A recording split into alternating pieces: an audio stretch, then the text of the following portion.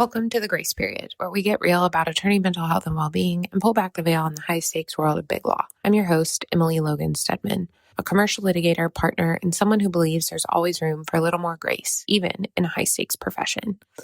On the Grace Period, I share real stories from my own journey in big law and invite you behind the scenes, beyond the billable hour, to talk about what it means to stay human in a demanding field. Whether you're a lawyer, a legal professional, or someone trying to find your footing, this space is for you. Let's pull back the curtain, start a conversation, and find our Grace Period together. Disclaimer: the views and opinions shared on this podcast are mine alone and do not reflect those of my firm or any organization. This podcast is for informational and entertainment purposes only. It is not legal advice, and listening does not create an attorney-client relationship. Welcome to episode 57 of the Grace Period. Today, I want to talk about something that some of you might think is a little bit woo-woo, and that's self-talk. How we talk to ourselves and how to quiet your inner critic. I say how to quiet your inner critic loosely because this is something I deeply struggle with day in and day out.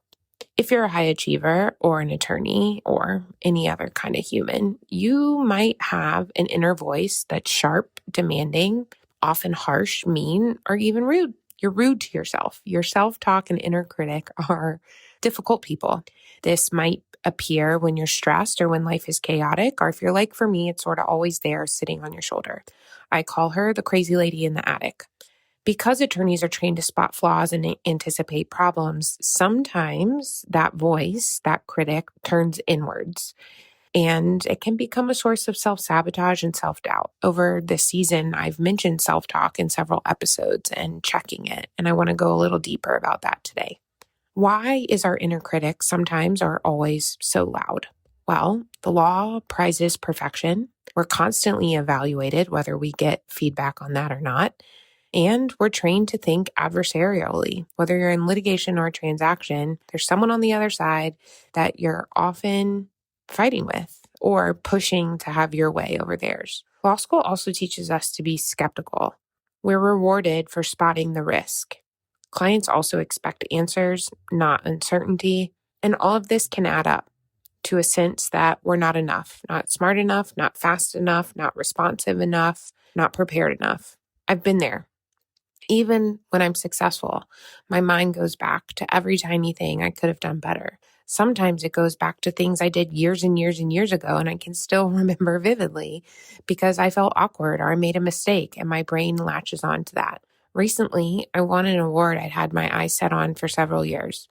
Within minutes of getting the email letting me know that I was an honoree this year, I found myself questioning, is this real? Are they going to take it back? Do I really even meet the criteria? My inner critic told me I just got lucky or that I didn't really deserve the result. One, it took me a minute to even notice that I was telling myself that. And then it took some effort to challenge that. Meditation and the Headspace app has really helped me with this. But overall, here's what I've learned about quieting that voice. One, notice it. Pay attention to the words you're using with yourself. Are they harsher than what you'd say with a friend or colleague? I would almost never speak to a friend, peer, colleague, or family member the way I let my inner critic speak to myself. Two, challenge and reframe it. Ask yourself, is this actually true?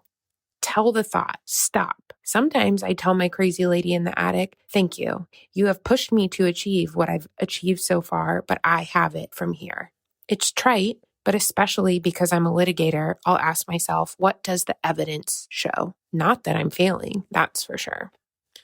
Then try to replace the goal. We talked about perfectionism a couple episodes ago. If you feel I have to be perfect, I have to be always on, try to replace that thought with, I'm allowed to grow. I'm allowed to be human. I'm allowed to make progress. And try to build new habits. Journaling and affirmations and meditation have helped me with this, as has finding a supportive group of people who support me in my highs and in my lows. Here's some self-talk scripts I use. Emily, it's okay to not have the answers right now, or not have all the answers right now. Emily, mistakes are part of learning. Mistakes show you're trying. They're not a reflection of your worth. Emily, you might be uncomfortable, but you still belong here. Many, many, many of us struggle with this, and we let our inner critic run wild and be very mean to us. But you can notice it, you can challenge it, and you can choose a kinder, more realistic voice and expectation for yourself. It's not easy. It doesn't happen overnight. The inner critic will still be loud and break through, but you can challenge it, notice it, and make a change in the future. So if you're being incredibly hard on yourself, know that you're not alone, and know that there is freedom from that inner critic, even if you sound or feel just as crazy telling it to be quiet every now and again. Thank you for joining me on this episode of The Grace Period. Remember, you don't have to choose between your well-being and your ambition. By setting boundaries, building supportive habits, and giving yourself permission to pause, you can thrive in law and in life. Until next time, take care of yourselves and each other. That is the path to our grace period. Disclaimer, the views expressed here are solely my own and do not represent the official policy or position of my firm or any organization. This podcast is for informational and entertainment purposes only, not professional or legal advice, and listening does not create an attorney-client relationship.